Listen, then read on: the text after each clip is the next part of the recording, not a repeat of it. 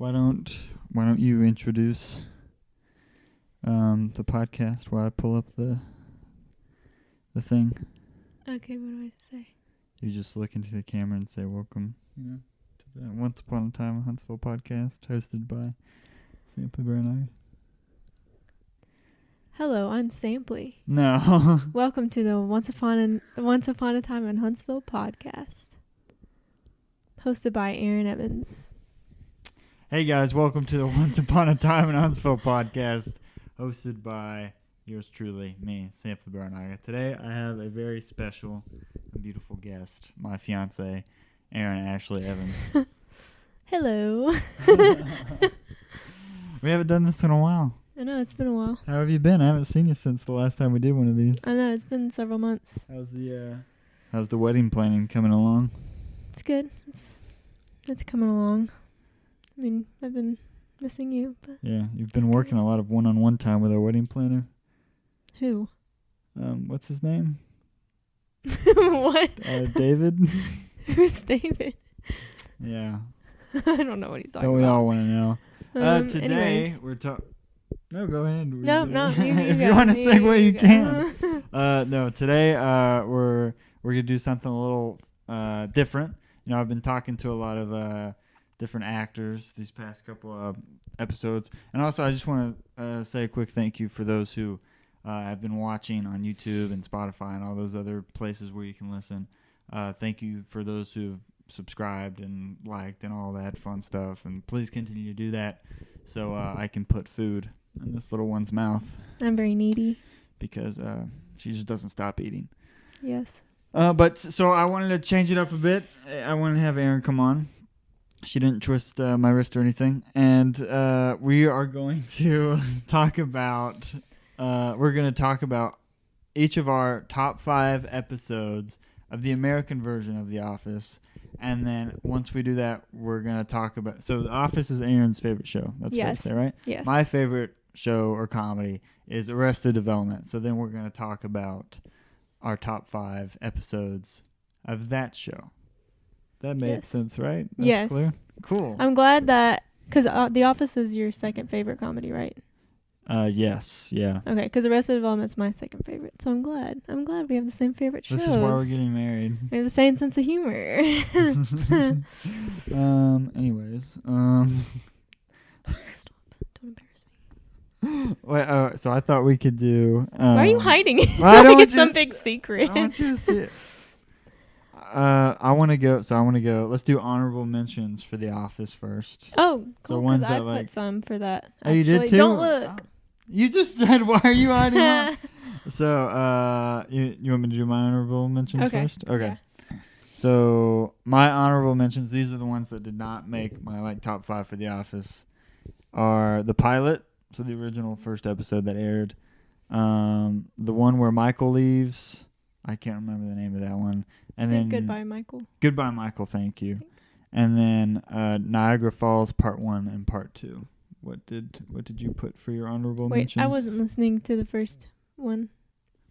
I was thinking about mine. Sorry. I said... Okay, even though the audience already heard it, I said pilot, Michael leaves, and Niagara Falls Part 1 and Part 2. Okay. So, I also had Niagara... Is it Niagara or Niagara Falls? I don't know. Wait, what do you mean? The title. Is it... Yeah, it's Niagara Falls Part 1 and Part 2, Okay, because I had the those. ones where they get married. Or whatever. I like those because they're just really sweet. Scott's Tots, just because it's so cringy. And then grief counseling, because that's really funny. Is that the one where Michael and Toby, it's just like them the whole episode? Or no?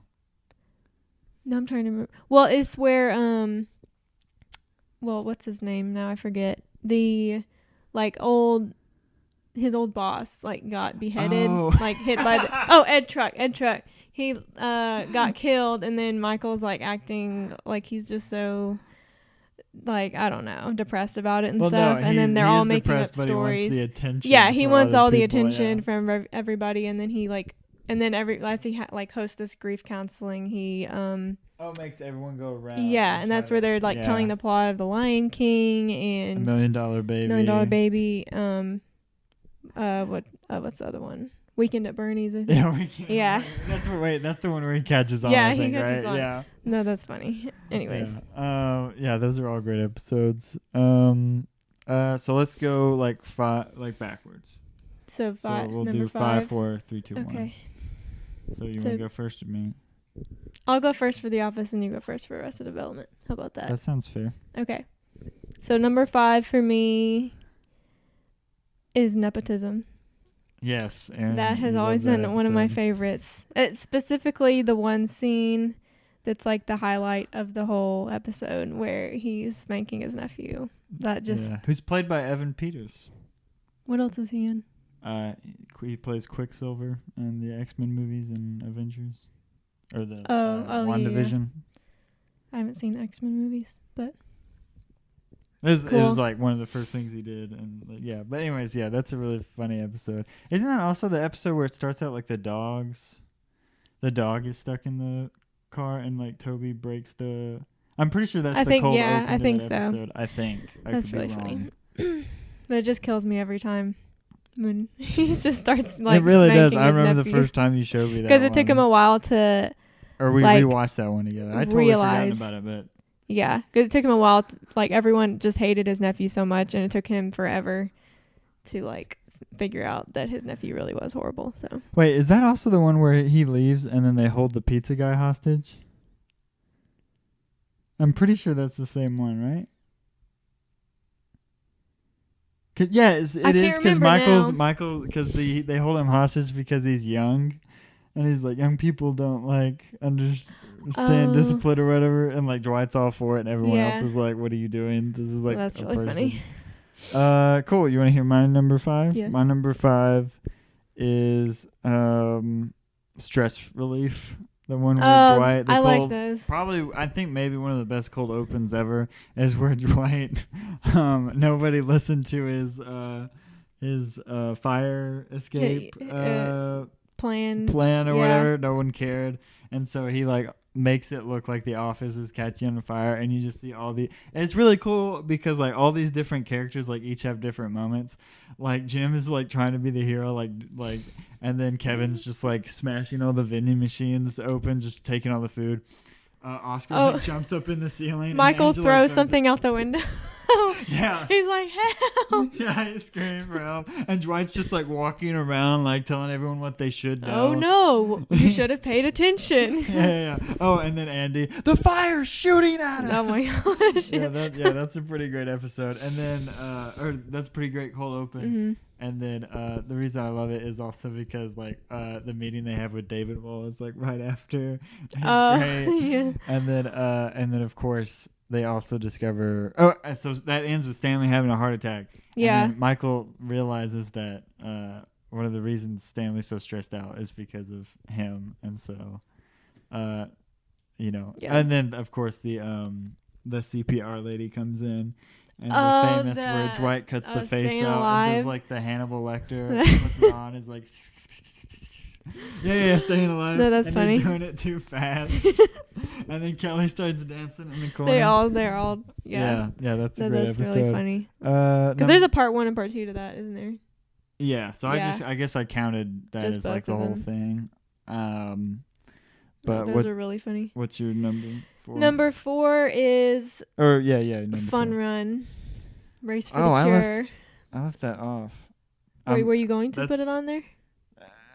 That's an honorable mention for me. Yeah. No, that's hilarious. And that's where Pam walks in on Michael because he says, "Come in," and he's naked. And then Jan gets upset at her. Yeah. She was like, she's like, I heard someone's been peeping on Michael. Hands off, okay? And then they have the stripper nurse come out. Yes, and they think she's a real nurse. And then Michael goes, "Oh, you went back and got your degree." That's so awesome. And she's just like, and then it shows Jan like just like glaring at her. And then Michael, of course, carbo loads. With Dwight behind the warehouse. He's just eating fettuccine Alfredo. He's like carbo load. Yeah, no, I think it's great because it literally starts off with him like hitting Meredith with his car. And that's like, it's just shocking. It's like, oh my gosh. And then she goes to the hospital, and that's when Dwight figures out that she's been bitten by so many animals and That she might has have rabies. might have rabies. have Yeah, that's rabies, the whole that's key right. is like Yeah, yeah, might, but probably doesn't because she wouldn't be affected because she gets the vaccine and Mhm. she'll never be affected. But yeah, that's just really funny. And then also like on the other side, it has some really sweet moments. Jim and Pam, and they're like they hold hands and like go. Yeah, they that's stop the and, first like- one that it shows them like together. The Yeah, first yeah. episode. And they like go and stop by that garage sale and like buy the lamp Yeah. that looks like a trophy or whatever. They end up giving it to Michael, and he's Yeah, like holding it up as he's like because he's throwing like up. 5 feet away from the finish line. wait, He's like, and- I can't do it. And Dwight drugs Toby to do really bad, but they gave him the one that actually makes you not have to Imodium. Yeah, They give him, Imodium, they gave him Imodium, but meant to give him X-Lax. Yeah, and so he's like, "Man, I feel great today. Usually Yeah. this part of time." And during the run, I'd have to that's use also the bathroom." episode where Dwight killed, or he just killed Angela's cat, or killed. Was it in that Don't episode? say the cat's name. Wait, Whisker? No. Wait, you can't remember the cat's name? Because that's where Michael's like, we're cursed, and then they have the religious where they have to go around and state their religion. What? Oh And yeah. Toby's like, "You're not "This supposed is to do not-" that. Yeah. Do you Wait, remember? what? Because that's what Michael he like What yells. is the cat's name though? Yeah. Sprinkles. Sprinkle. And he goes, Prinkles. Yeah, Prinkles. We lost Prinkles too. We're cursed. Yeah. The it's office not- is cursed. The office. That's right. That's a great episode. That's really funny. Oh my gosh. Are you ready for my number 4? Do you wanna? Yes. Go. All right. My number 4 is Beach Games, the one where Oh yeah. Michael is going to secretly have a competition to figure out who the next manager is. And the whole episode's like references Survivor, which I'm sure you're like the only person I know, and Josh Peterson who haven't seen. Yeah. It's great. It was a great show in its heyday. But the reason Michael's doing this is because he thinks he's going to have a job at corporate. Like he's just going in for the interview. I'm sure people that are probably watching this have probably already seen these, but it's hilarious because he thinks he's going to like just get the job so easily. And they get to the beach and he has like everyone just wants to relax. Oh wait, doesn't he make Pam take notes the whole time? Yeah. Yeah. So she can't like participate in anything. And he makes Toby stay at the office because he said someone has to be there while they're gone. Yeah. That's And sad. he was really excited. And then Pam walks out and she's like, "Oh, I brought my 2-piece. two-piece." I was And gonna wear my Toby's just like, 2-piece. but and then they do all these competitions. They eat hot dogs. They that's wrestle where- in sumo suits. That's where Michael says, just wait, what? Just dip it in water and swallow it so it'll slide down your gullet easier. And everyone around the 'Cause table goes, they're asking "That's for what she condiments." said." Yeah. And then they all wrestle in the sumo suits, and you see Mhm. Stanley, like Jim Yeah. is terrified by Stanley. Oh, is and so then funny. Andy's waddling by the water. One of my favorite parts out of this episode. He falls in, and Angela. She pretends not to hear she him pretends not to hear and know what him. he's saying. And he's just like, and later Andy's like, Andy was like number 1 on like Michael's list. Yeah. And he's like, "Where's Where's Andy? He's not even He's trying even today." here. And then I actually really do like the part where Pam Pam, walks yeah. through the fire and like kind of Has her moment. has her moment. Super well written. And it doesn't feel forced because like you're kind of just waiting this whole time for like Yeah, there's Pam a to kind of build-up. stand up to herself. Yeah. And and then it's just great. And then the whole moment after, and then after she does that, she like walks away or whatever, and then Michael's Mhm. like, "Well, like she obviously isn't a candidate because she's a receptionist." So he's like, "Anyone Yeah, else? anyone not a Yeah, receptionist? Yeah, anyone not a receptionist interested?" So that's No, why that's I really love funny. the beach games. And it sets up the whole episode. I think it's called The Job, where Yes, where they all go interview. they all go interview. Sets Jim and Pam up to like have Yeah, this moment of getting back together that yeah. everyone fangirls over. Yeah. Anyways, no, that's a good I'm one. still looking for my Pam. Yeah, I'm still looking for my Jim. Actually, no, I'm still looking for my Dwight. I mean, because I'm Angela. Who does that make me? I don't know. You can be whoever you want. I want to be Stanley. Have like 6 wives. So, no, I didn't mean that. Sure. Hey, Okay, now for what's your number my 3? number 3 is the injury. Yeah. That George is Foreman grill. that is iconic. Do you know who wrote that episode? No. Kelly did. That doesn't surprise me. Yeah, she's a great She's writer. funny. She actually, if you look, she wrote a lot. What's her real name though? Why am I blanking on this? If we weren't on camera, I'd know this. I'm looking this yeah, up. I mean, no, Mindy Kaling. I didn't even Kaling, need yeah. to look it up. I knew that. Mindy Kaling, if you're watching this, I'm available for your next projects. Me too. I'm not an actress, but I'm available. Okay. Wait, so why do you love the injury so much? The entire beginning. Like, I love the ones that just start off really funny. Like, they start off really strong, and, like, this one is just, it's fantastic because Pam is, like, sitting there at the receptionist desk, just started her day, and she gets this call from Michael, and it's just so funny because he's, like, obviously, he's okay. Yeah. But he's obviously trying to get attention, as usual, so he's being very dramatic. And then Jim puts it on speakerphone. And then Dwight hears and jumps in the car. And he's trying to, like, I'll save you, Michael. And Michael's like, anyone but Dwight. He wants Ryan to come and get him. Anyways. And then Dwight. Yeah, he crashes into the pole and has to go to the hospital eventually. But, yeah. And then that's like really a whole funny. subplot is that he's, like, a lot nicer after the wreck. Yeah. And he calls Pam Pan. Yeah, and he's super nice to her. Yeah. Jim's weirded out. But and then Michael comes to the office with bubble wrapped all over his foot. And then he calls his mom on the phone. He's like, "What is that the one where he's like, gotta go, mom? Pam's being." Yes, it is. Yeah. And she's like on the phone listening. And then he's like walking around in crutches the rest of the day. Yeah. And what doesn't he put like some cream all over his foot or something? I don't know. I just know Ryan gives him the aspirin. Like the dog food. Yeah, he like puts he it in his gives yogurt. to his dog. Yeah. And then Michael's fine. That's so funny. Yeah, that's actually my number 2. So, that's your number 2. Yeah, that's really? my number 2. So we'll leave it at that. Let's skip that one. Well, do you have anything else to say about it? Is this your number 2? No, I think that's it. That's it. Okay. So what's your number 3? My number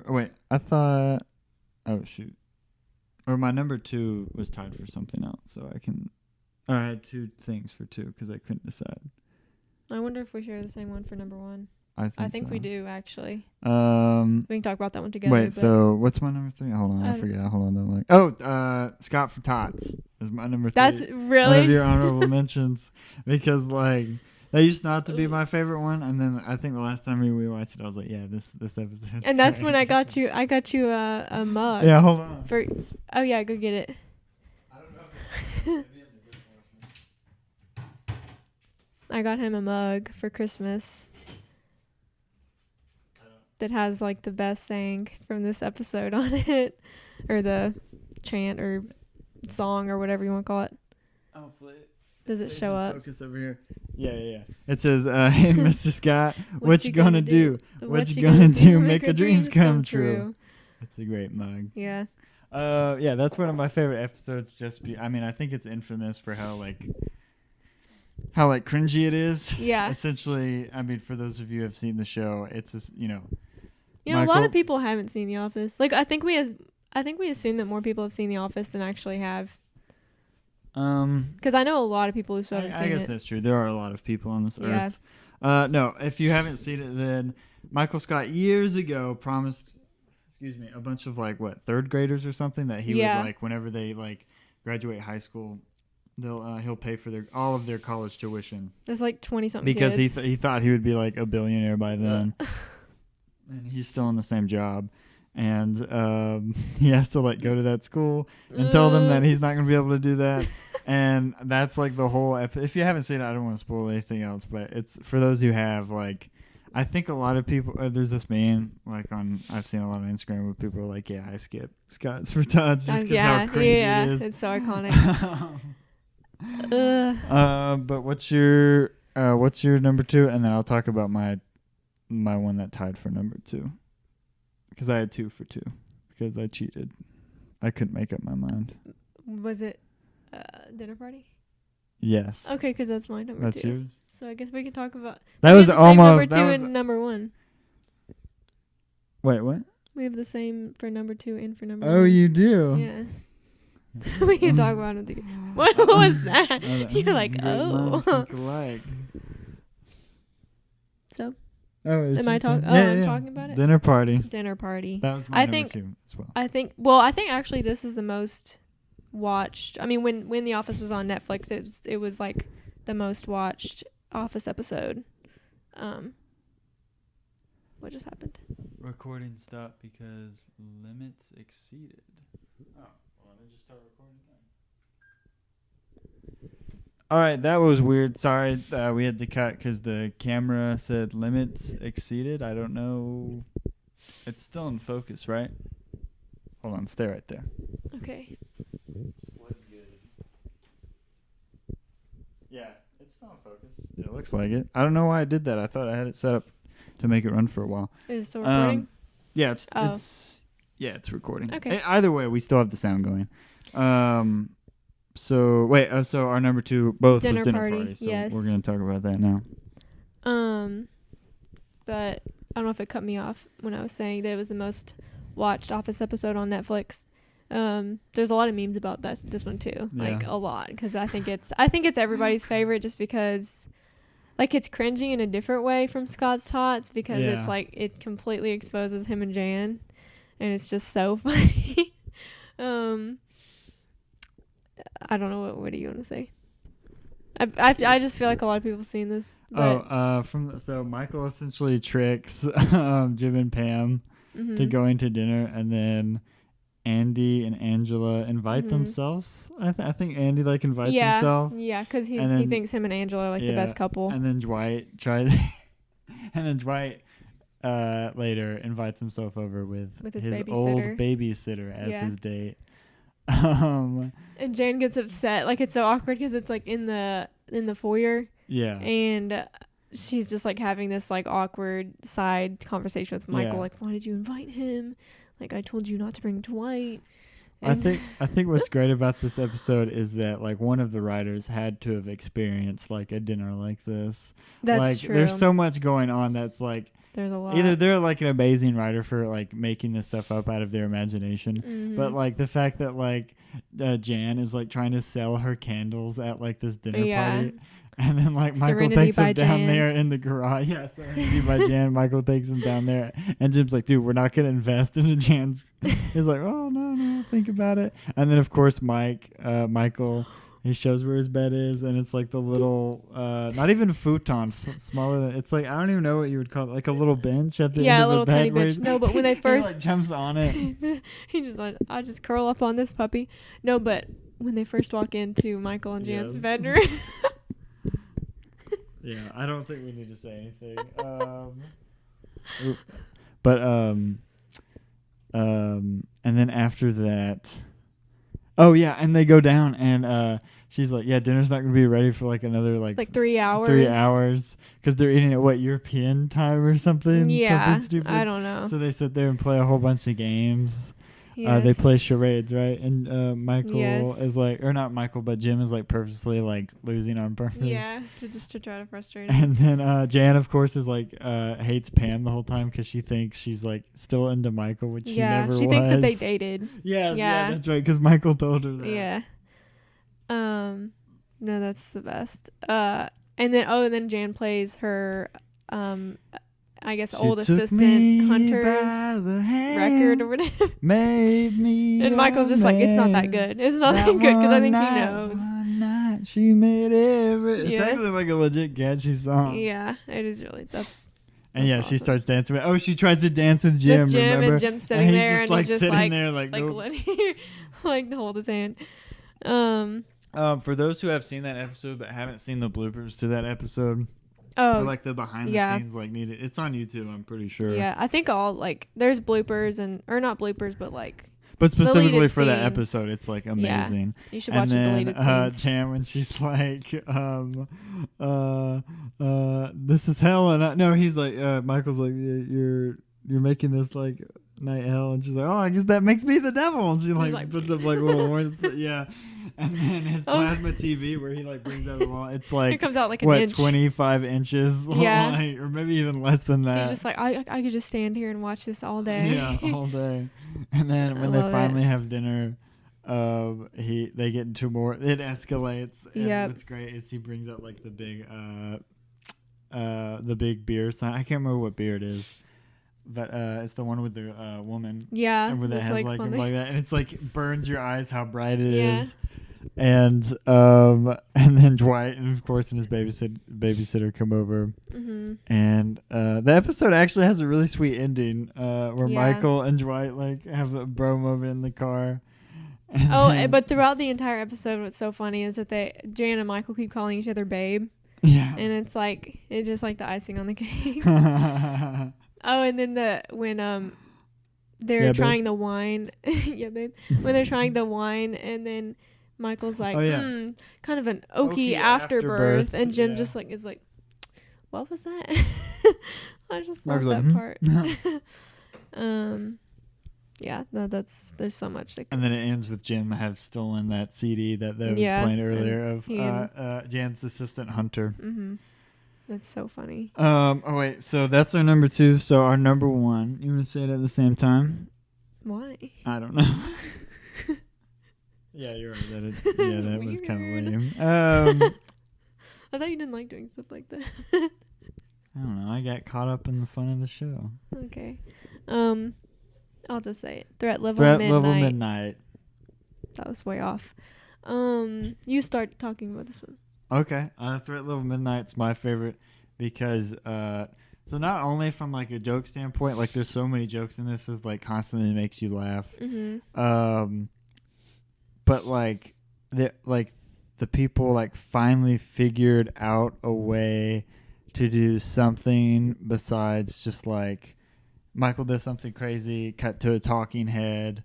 Somebody else does something crazy, cut to a talking head. During, I think, I don't remember what year this came out, but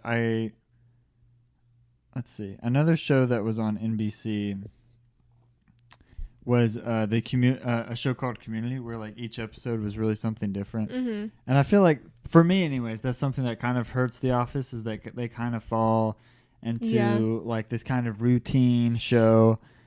And they finally like, because Community started in 2009. I wonder when this episode came out. But this like episode kind of breaks that routine because it shows most of the episode is like a movie that Michael Scott wrote and directed and stars in, and has like everyone from The Office in it. Which is it was already kind of set up, which was kind of cool because like years ago, like years before that, because I think before Pam and Jim were together, but they like found the script in Michael's like office desk drawer, and they all sit and like do a read through. They do a read through, and it's just so funny. But we're talking about this episode. Yeah, and actually on YouTube, there's the entire Threat Level Midnight movie, like uncut, like on YouTube, and you can watch it, and it's like almost 30 minutes long. Which honestly, like I wouldn't have minded like an episode just like that, but they cut back between that, like, and them actually watching it, and like everyone, of course, is like trying not to laugh so they don't make Michael mad, so he turns it off, and then like he has this whole thing with Holly, and it's actually like a really like self-aware moment for Michael where he realizes like he's not as great as everything as he thinks he is, and it's kind of like a humility moment. So like on a character aspect, it's really great writing, and then as joke aspect, it's great writing because like the movie is like a James Bond like rip off, and it plays all the cliches like perfectly. Golden Face is great. The shot where they kill Toby and his head just explodes several times, and then they go, we don't care, he was like a convicted animal rapist or something. It's just like Michael just even totally, in the movie still hates Toby. And then it's really cool because you also get to see like Roy, like the Roy actor, and like Rashida Jones, who plays Karen. Yeah, it's like the whole cast. Yeah, Jan Levinson again at the same time. Yeah, you get to see, it's like really cool. My favorite part is when Oh, what's Creed's like character's name? Cherokee Jack. Cherokee Jack. When he's like the Michael's like trainer on the ice and stuff, and it's all like dramatic, and there's montages and everything, and then Michael shows up for like the big race or whatever it is, and that's my favorite part. Yeah. Ready, set, die. And then Dwight, I guess Dwight's supposed to be like a robot in the end or whatever. Like he's a butler robot for whatever reason. But he's Michael's like butler, supposed to be kind of like. But anyway, Michael, what does he say? He's like, can't wait to see Cherokee Jack or whatever, and then and then Dwight goes, no, you do it. Michael, he died. And then it shows Michael. And it does like, an extreme close up on tears. Michael, like just clearly like he poured water on his face. And it's like slow and dramatic. This is for Cherokee Jack. And then they cut like outside of the movie, and Michael's like, "Yeah, we tried to get those shots during a high school game. We got them disqualified because it was like the final tournament game or whatever." Which is great. Yeah, that's definitely my favorite. That kills Office me every time. episode. It's one I go back and rewatch quite a bit. And I watched The Office. Or I think I was watching The Office all the way through when we started dating, but when we watched it all like together, which I think we have we twice We've done now? twice. We have twice, but I think I appreciate basic. I appreciated Threat Level Midnight way more when you were like, this is my favorite, and I was like, oh, I want to watch it, like, and then I don't know, it just became one of my favorites because it was yours. But yeah. I guess I rub off on you a little bit. All right, a little bit. We've been talking about The Office for 32 minutes so far. You ready to get into some Arrested Development? You go first. Heck yeah. So I'm pretty sure I might have mentioned my love for Arrested Development on this podcast. If I have not before, it's my favorite show, and I think it always kind of will be. I have a soft spot for it. Just like the time period I watched it in was really cool. It was something that my dad showed me, so I kind of have that connection with it too. My dad like watched it together, and or would watch it separately and then like talk about it and quote it and stuff. So you have a whole lot of honorable mentions. Yeah, I do. What's my favorite show? Honorable mentions: Righteous Brothers, the one where Job makes a CD with Franklin, and he's trying to get Michael to listen to it. Yeah, that's that episode. It's amazing. Sobs or SOBS, the one where the Blues come together and they get like all these famous people to do a charity for them, and for some reason the episode is also in 3D, so it's got that like it's making fun of that gimmick during that time, which I think is way ahead of its time. The British ones, meaning like all the ones with like Rita in them, the one where Michael leaves, which is the first episode of the second season. Good Grief, the one where they find out George Sr. actually isn't dead. Amigos, the one where Buster thinks he's in Mexico, but he's actually just like at his mom's maid's house. Oh yeah, that's Switch Hitters, the one where they introduce the Sitwells and they're like playing the baseball game. The scrimmage. That's actually had like one of my favorite lines of all time, where Michael's like saying to his dad, like, you know what? I don't care. Like, I don't care if I'm never gonna try to impress you again. And then George Senior goes, son, I do care. And then Michael's like, wait, really? And then it just cuts to like George Senior running away because like he's a convict. That's awesome. I love that one. And then Ready, Aim, Marry Me is a great one. That's the one where Martin Short is the guest star, where Dragon holds him. He's the uncle without the legs or whatever. Mm-hmm. And that I put The Immaculate Election is the one where George Michael runs against Steve Holt for class president. Job is so great in that episode. Okay. Let's try to get through these faster. Okay. So my number 5 is Development Arrested. We have the same for number 5. Do we really? Oh, Yeah. that's perfect. Look at us. Development Couple Arrested, goals. which is at the time it was the series finale. Now it's just the third season finale. But to me, it's still kind of the series finale. I think so too. Yeah, that's how I feel. And honestly, like looking back on it, it's such a great episode. It kind of wraps everything up perfectly. Like even though they did bring it back for a fourth and fifth season, which like I do like most of those episodes, I would say. Of the fourth season, maybe not so much the fifth season. Like I would have kind of been fine with them leaving it right there, because then it also ends on like maybe a movie coming out. But yeah, that's a great episode just because it wraps up everything like perfectly. Yeah, it's got a bunch of like twists in there too, and Anyang comes back. Anyang, and his real name is Goodbye. Yeah. Why do you love that episode? I think for the same reasons, because it wraps everything up perfectly. Like I don't know, they're just, for me, like couldn't have been a better, I don't know, like series, or not series, but like season finale. Yeah. But really, yeah, in my mind, like series finale, because I view like the first 3 seasons and then the last 2 seasons, 4 and 5, is like separate. I don't know why. So I actually have these out of order on my phone, but I know which order in my mind they were. My fourth one is actually the very first episode ever, the pilot. I think it is the best pilot. It's maybe, like, in terms of comedic writing, it's the best pilot of all time. And then dramatic pilots, I would probably put Breaking Bad as the number one. Oh, yeah.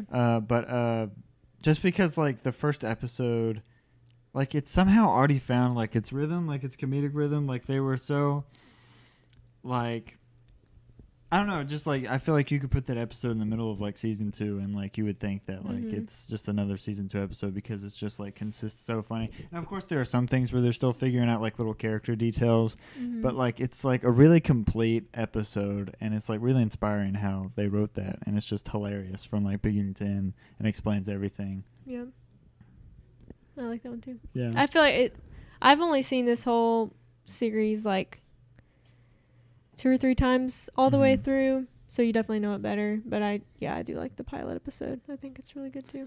I can't decide whether I like that pilot or the Office pilot better, because the Office pilot's so good too. Yeah, it is. I had that. Didn't I have that as a honorable mention? Yeah, you did. Excuse me. Sorry, the kombucha's making me burp a little. Wait. What's your number 4? The Immaculate Election. Oh yeah, the one. Yeah, one of your honorable mentions. Yeah. That one's really funny. Yeah, that's pretty great. I'm just thinking about all the stuff Job does in that episode. Yeah. Like totally great, where he makes George Michael's like campaign video. Yes, that's the best part, I think, of it. Is. And then I'm trying to remember everything that happens in the whole episode. There's a lot. There's a lot that goes on in that episode. And like his son is Steve Holt, but he doesn't know it yet. And Steve Holt wins because Anne like becomes his campaign manager. Yeah, and he takes a more Christian approach. Yeah, and everyone loves that better. And Job's like, I've made a huge mistake. No, that's really funny. Yeah, and then at the top of it all off, it like shows the George Michael like playing like Star Wars or whatever like in the video to embarrass him even more. Yeah. And yeah, that's such a great episode. My number, are we on number 3? Yeah. My number 3, I'm looking at it because it's my number Yours 3 is is actually the one that's number 3 right there, is The Sword of Destiny, which introduces one of my favorite side characters of all time, Tony Wonder, played by Ben Stiller. Oh. And it's an episode. So George, or not, I'm sorry, not George, but Job is trying to get back into the Alliance of Magicians, and he can't do that because he's been banned. Because he's such an embarrassment to the magician community. Yeah. And so he gets Buster to pretend to be the magician, and then like he plays like the secret assistant, and then it just go, and like they're at this like club the entire day, and they go back through they like meet like talking to Tony Wonder. Yeah. One of my favorite lines is when they come off stage, Tony Wonder like kisses this girl. And then he says to them, my brother's widow. Trust me, it's messed up. And then like just continues talking like it's such a great throwaway line. Just so it's casual. just like, oh my gosh. And then didn't we just watch that episode? Yeah, we did. Yeah. And that's funny. and then of course his things where he's like And then like he pulls like a sandwich or like or a Oh, piece yeah. of bread out of him, like or like doing on the neck thing, and then it finally closes that gag with him like doing that, and then like he turns around, he's just like stubbed his toe real bad, and then also when he's waiting in the dumbwaiter, waiting for someone to say, "I wonder where he is," so he can like come out and like Yeah. out of the smoke or whatever, and he's like, "Did somebody say wonder?" Yeah, that's and then it ends with Job getting his fingers chopped off, and then it cuts between that and Michael not really realizing he's overly stressed, and he deals with an idiot doctor played by what's his face, who voices like all the Simpson characters. I can't think of his name. So Dan Costello, I think, or something. Don't look at me. I don't know. But that's my third favorite episode. What's yours? What do you have? My third favorite is Forget Me Now. Now this is so funny because like even before we were dating, I think this was a joke. Do you remember that? Like before we started dating, we would joke about Forget Me Now. Yeah, taking a Forget Me Now. Because I had seen that episode. Which is that's what Job calls them, but they're really, what's the drug? A roofie. A roofie, yeah. Job gets these roofies at the gas station, but he calls them Forget Me Nows because it doesn't sound as bad as taking a roofie. Yeah. So yeah, I'm trying to remember how it starts, but they end up kidnapping, but they wouldn't call it kidnapping, but like they go and pick up Rita, Michael's British mentally disabled fiance, because they feel Michael band because they haven't gotten to know her very well yet. And what happens? I forget now. Like they kidnap her. They pick her up in the cabin. In the cabin. And she, of course, doesn't know who they are because Michael has lied to Rita. He says he doesn't have a family. Yeah, he realizes for the first time in his life he can just lie and say that he doesn't have a family. Yeah. Dang it! Did it do it again? Yeah, it did. Okay, sorry, the camera went out again. It had been another 21 minutes. I'll figure out how to fix that later. Wait, did I hit record? I did. Oh wait, you were talking about the episode where the Michael's family kidnaps Rita. Yeah. What were you saying? Drug her. Oh, I was saying that Michael finally realizes he can tell women that he dates that he doesn't have a family. That way they'll never have to meet them because they always scare away his women. And it does like that funny montage where like he's talking to women, like Buster's coming up like behind him with like balloons like in his shirt. Yeah. Or and then other instances like when he, at one point he dated like Hispanic woman and Lucille comes in like hands her cleaning supplies or whatever. Yeah. And it just goes through a montage of how terrible they've treated his past girlfriends. And then one of Job's things is that he always dates dogs. Yeah. But it also has one of my favorite lines of all time. Sorry to interrupt you. No. Since this is your episode. But whenever Michael walks in and they go, Job goes, "Michael, look at Banner." And it just says family love Michael. Look at Banner, Michael. And you know what's funny about that? I was listening to the podcast Smartless, which Jason Bateman and Will Arnett do. And apparently Will Arnett, that wasn't like a written line. And he improvised that like for every single take. Like, "Michael, look at Banner," which is like one of the greatest. So and he funny. said that Mitch Hurwitz, who is like the creator and like the editor of the show, like called him and was like really mad that like he didn't do any takes without that because like he thought it was like a terrible line. He thought it was really stupid, but he like left it in the show. And then he said, and then like Will Arnett felt terrible until it came out and people were quoting it, and Mitch Hurwitz apparently like apologized to him and said, "Now I can see that's hilarious." Look at Banner, Michael. Just like poor English. Like, look at Banner, Michael, and just says Michael. No, family love Michael. Because they've screwed up and Michael doesn't know why yet. That's so funny. Yeah, and then of course he later then figures out because they say, who lets it slip? Job admits he was like, "You're the one who made me drug her," and Michael's like, "Wait, what?" Yeah, it's a great episode. Is there anything else you want to say about that particular one? No. Okay. I think we have the same 2 and 1. Because you haven't said Meet the Bills yet. 2, I haven't decided. I think. Oh, okay. I think I'll just go ahead. I think 2 is Peer Pressure for me. Oh, okay. And then number 1 is Meet the Vills. But let's talk. What's your number 2? Meet the Veals. Let's like talk about both of them then. You want Okay. to talk about that one first? Yeah, we can do that one first. So that's my number 1 is Meet the Veals, and that's My Aaron's number number two. 2. Why is it Mhm. your number 2? Because I like the number 1 better. I don't No, I meant like why? No, like, why do you like the episode? know.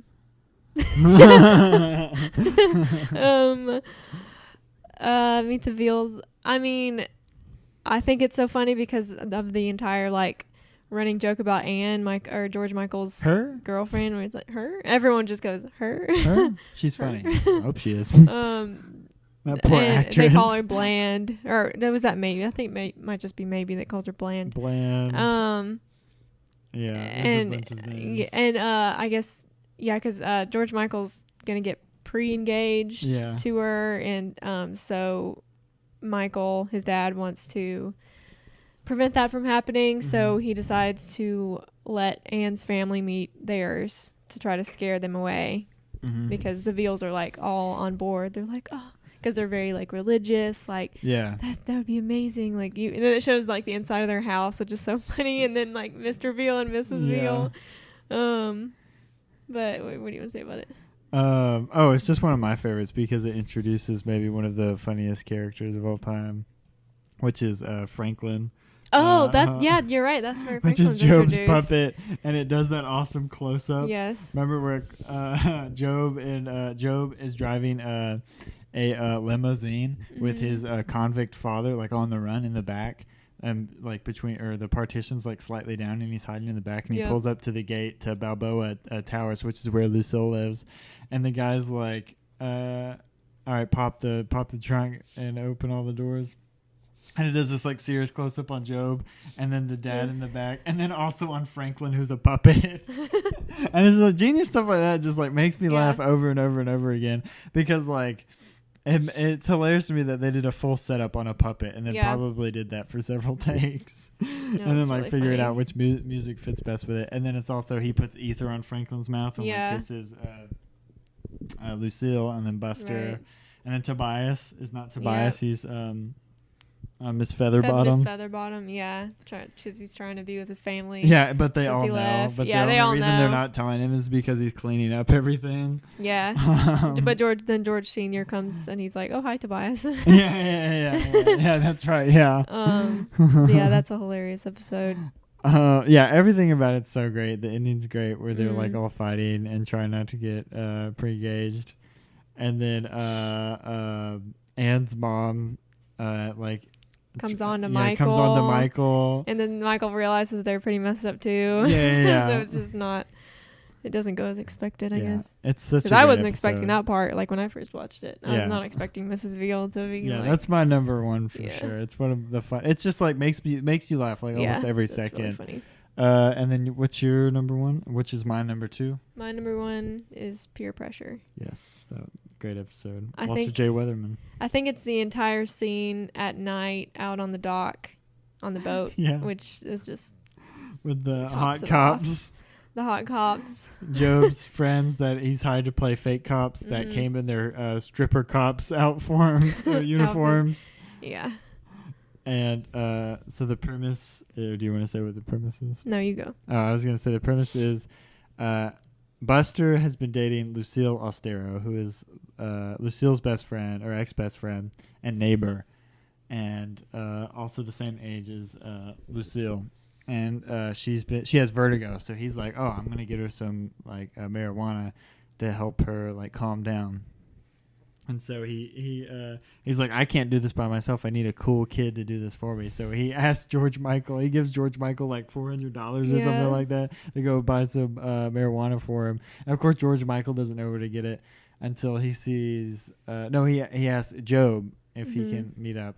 Michael finds out what Job's doing, and so they stage like this fake sting operation to teach George Michael a lesson, because George Sr. used to teach his kids a lesson with this one guy called J. Walter Weatherman, who was an amputee, so he only had one real arm, and he would teach them lessons by like, no matter what it was, they would always like either run over or hurt this guy's arm, and his arm would fall off, and like blood would spread everywhere, and they'd always fall for it. Yeah. And he'd be like, "That's why you don't yell," or something like that. That's why you don't yell. That's why you tell your dad when you're out of milk or something like that. But and the episode's great, especially when Job is like behind the boat. And he's like, Uncle Job, and he's like, George Michael. Like he just George pops Michael. out of nowhere. His voice is the best. And then it turns That's out so that funny. George Sr. is teaching everyone a lesson, and the lesson is not to teach your son a lesson. Yeah. And it's just like, oh, that's so great. And one of Job's lines is like when these real people start like unloading crates. And he's like, oh, no, they're not real cops. Can't you see How by hot they are? how hot they are? And then Michael's like, later, is like, George Michael, you knew it all was like, I was staying the whole time. He's like, yeah, one of the hot cops is my choir teacher. There's like so many great lines like that. And then when like when Michael Bluth is asking his dad where J. Walter Weatherman is so he can use them. And he says, oh, George Walter Weatherman died when you left the AC on. No. Just like little lines of that are so Yeah. great. It's such a great episode. It's so funny. Well written. Yeah, it's a great show. And I feel like a lot of people definitely haven't seen that one. Yeah, for sure. It's definitely like more of a cult hit. It ran for a cult hit. I don't know what that means. Like a cult classic, like a small group of people really love it, but like I don't know all these terms. All right, well, we talked about The Office and Arrested Development for 51 minutes. I feel like we could talk about it for a long time, but we got to move on with our lives, and you guys do too. So go watch some of my other episodes. Go check out the one I just did with Jacob Laughlin, or the three I've done with Noah Winters, or the one I did with Hunter Doohan, or go check out the one I did with Ian Tucker, or just all of them. We got a lot more episodes coming up. I think I'm gonna do a lot more like one-on-one interviews like I've been doing, and then like sometimes do fun ones like these with Erin or Noah or whoever else wants to just sit and talk about like a certain TV show or movie. So if there's a certain TV show or movie you want me to specifically talk about, let me know in the comments or call Erin, and I'll link Erin's phone number in the description. Is anything else you want to say? I don't think so. You want to do the outro? Like, what is... You never prepare me for stuff like this. You don't know what I always do? This is why you don't listen. I always... No, you don't. No, you don't. You definitely don't do that. See you next time. You just made that up.